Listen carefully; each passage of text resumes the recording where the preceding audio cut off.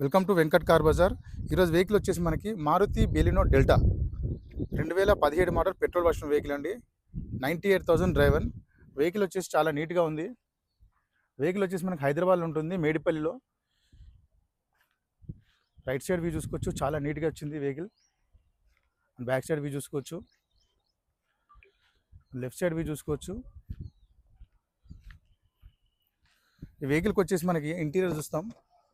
సీట్లు అయితే చాలా నీట్గా ఉన్నాయి అండ్ రూఫ్ కూడా చాలా నీట్గా వచ్చింది.